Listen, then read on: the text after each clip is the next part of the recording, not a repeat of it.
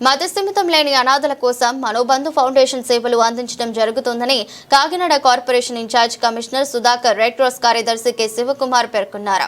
మానసిక మతస్థిమితం లేక రోడ్లపై తిరుగుతుండే అనాథలను సంబంధిత ఆసుపత్రులు చేర్పించే కార్యానికి శ్రీకారం చుట్టడం జరిగిందని Kakinada corporation incharge commissioner Sudhakar, red cross కార్యదర్శి కె శివకుమార్ పేర్కొన్నారు.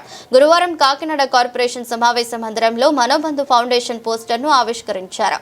ఈ సందర్భంగా మాట్లాడుతూ మతస్థిమితం లేని వారిని గ్రామ సచివాలయ సిబ్బంది అందరూ గుర్తించి సమాచారాన్ని రెడ్ క్రాస్ కు అందించడం జరుగుతుందన్నారు.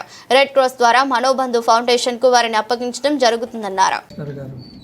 ఈ రోజుని వారి ఆధ్వర్యంలో జరిగిన సిబ్బందితో కలిపి ఇక్కడ మనోబంధు వాల్ పోస్టులని మనం ప్రారంభించడం జరిగింది. మనోబంధు అన్నది చాలా ముఖ్యమైన విషయం. ఎందుకంటే చాలామంది సీనియర్ సిటిజన్స్లో ఆల్జీమర్స్ ఎక్కువగా ఫామ్ అయ్యి తర్వాత వారు ఎక్కడ పుట్టారు, ఎక్కడ పెరిగారు, వారి చిరునామా కూడా మర్చిపోయి రోడ్ల వెంబడి ఏదో పిచ్చివాళ్ళలాగా ఏదో తిరుగుతూ ఉంటే వాళ్ళని ప్రజలంతా అసహించుకోవడం తప్పించి వాళ్ళని చేరదీసేటువంటి ప్రయత్నం జరగదు. కాబట్టి ఈ మనోబంధు వారిని చేరదీసి వారికి శుశ్రూష చేసి వారిని స్వస్థలాలకి వారి కుటుంబ సభ్యులకు అప్పగించేటువంటి కార్యక్రమం ఒకటి చేపట్టారు. కాబట్టి దానికి మోరల్ సపోర్టు మన రెడ్ క్రాస్ ఆంధ్రప్రదేశ్ రాష్ట్ర శాఖ తరఫున మాకున్నటువంటి అంబులెన్సులు ఉపయోగించి కానీ మాకున్న వాలంటరీ వర్కులు కానీ ఉపయోగించి వాళ్ళందరికీ శుశ్రూష చేసి వారందరినీ వారి కుటుంబ సభ్యులకు అప్పగించేటువంటి కార్యక్రమం చేపడుతున్నాం. కాబట్టి ఈ రోజుని ఇక్కడ డ్రైవ్లో ఇవాళ ఒక ఇద్దరిని డిమార్ట్ దగ్గర ఒకళ్ళని, తర్వాత ఇంకొక ఏరియాలో ఒకటిలో కాకినాడలో ఐడెంటిఫై చేయడం జరిగింది. వారిని చిరునామాలు చెప్పలేకపోతున్నారు కాబట్టి వారికి శుశ్రూష ద్వారా వారి చిరునామాలు ఐడెంటిఫై చేసి వారి కుటుంబ సభ్యులకి అప్పగించడం జరుగుతుంది. మీకు ఇచ్చినటువంటి సమాచారం ప్రకారం ఉత్తరప్రదేశ్లో తప్పడిపోయిన ఒక మహిళ శ్రీకాళహస్తిలో దొరికితే 12 సంవత్సరాల తర్వాత వారి కుటుంబ సభ్యులకి అప్పగించడం జరిగింది. ఇలా ఈ ఆర్గనైజేషన్ అలా పెరిగే కొద్దీ ఎవ్వరూ కూడా ఎక్కడా కూడా ఏ విధమైనటువంటి మతిస్థిమితం లేని వ్యక్తులు కానీ ఎవ్వరూ కూడా ఉండరు. వారిని శుశ్రూష చేసి వారి కుటుంబ సభ్యులకు అప్పగించే మహత్కార్యాన్ని చేపట్టడానికి మనోబంధు చేపడితే దానికి మారల్ సపోర్ట్గా రెడ్ క్రాస్ సంస్థ చేపడుతుంది. కాబట్టి మీకు తెలుసున్న ఎక్కడైనా మీకు తారసపడినటువంటి ఇటువంటి వ్యక్తులు సమాచారం రెడ్ క్రాస్ కానీ మన మున్సిపల్ కమిషనర్ గారు చెప్పినట్టు సచివాలయ సిబ్బందికి కానీ ఇవ్వవలసిందిగా, తద్వారా వారికి వారి స్వస్థలాలకు చేకూర్చేటువంటి ప్రయత్నం చేసేలాగా మనం తోడ్పడాలని చెప్పి మిమ్మల్ని అందరినీ కోరుకుంటున్నాం.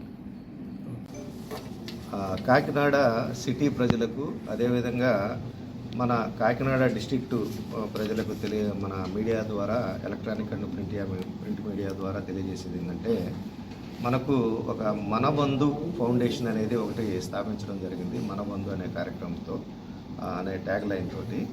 ఇది రామకృష్ణరాజు గారని భీమవరం ట్రస్ట్ ఒకటి ఉంది, రామకృష్ణరాజు గారి ట్రస్టు.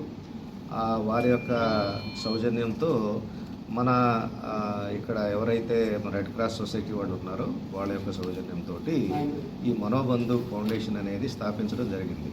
ఇది 2022 నుంచి ఇది స్టార్ట్ చేసి దాదాపు ఇప్పుడు ఇది ఎలా వర్క్ చేస్తుందంటే,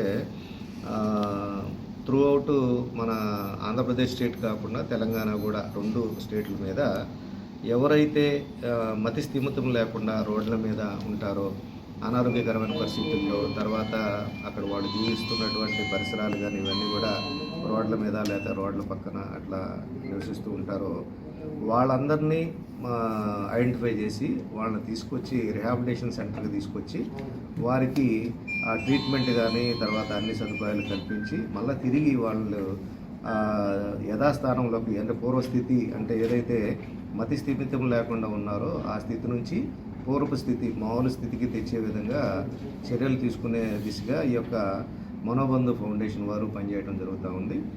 ముఖ్యంగా రెడ్ క్రాస్ సొసైటీ వారు కూడా దీంట్లో కలిసి పనిచేయడం జరుగుతూ ఉంది. అయితే ఇప్పటి వరకు వీరు తెలిపిన సమాచారం ప్రకారంగా మన యొక్క తెలంగాణ కానీ ఆంధ్రప్రదేశ్ ఈ రెండు రాష్ట్రాల మీద ఇప్పటికీ 341 మందిని ఐడెంటిఫై చేయడం జరిగింది. మన కాకినాడ సిటీకి సంబంధించి చూసినట్లయితే ఒక ఇద్దరిని మనం ఐడెంటిఫై చేసినట్లుగా ఇప్పుడు మన సిబ్బంది అంటే కాకినాడ మున్సిపల్ సిబ్బంది కానీ తర్వాత రెడ్ క్రాస్ ద్వారా కానీ మనోబంధు ఫౌండేషన్ అఫీషియల్స్ ద్వారా కానీ మనం ఇద్దరిని ఐడెంటిఫై చేసినట్టుగా మా దృష్టికి రాబడింది. వారిద్దరిని కూడా మనం రెస్క్యూ చేసి వాళ్ళని రిహాబిలిటేట్ చేసుకున్న తర్వాత మళ్ళీ వాళ్ళని రీయునైట్ కింద మనకు తీసుకురావడానికి చర్యలు తీసుకోవడం జరుగుతుంది. అయితే ఈ మనోబంధు ఫౌండేషన్ అనేది 3 విధాలైనటువంటి సౌకర్యాలు 3 విధాలైనటువంటి పనులు చేయడం జరుగుతూ ఉంది.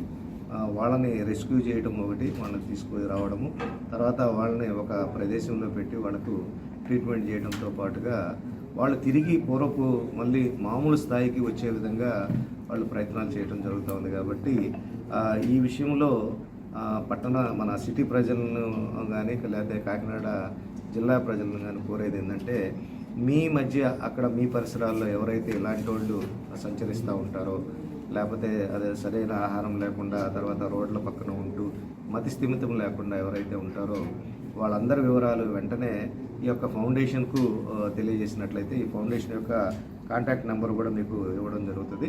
కాబట్టి ఈ కాంటాక్ట్ నెంబర్ కనుక మీరు కాంటాక్ట్ చేసినట్లయితే ఖచ్చితంగా వాళ్ళని రెస్క్యూ చేసి వాళ్ళని మళ్ళీ తిరిగి మంచి స్థాయికి తీసుకురావడానికి పూర్వపు స్థితికి తీసుకురావడానికి చర్యలు తీసుకోబడతాయని చెప్పేసి ఫౌండేషన్ తరఫున అదేవిధంగా మన నగరపాలక సంస్థ తరఫున అదేవిధంగా రెడ్ క్రాస్ సంస్థ తరఫున తెలియజేయడం జరుగుతూ ఉంది.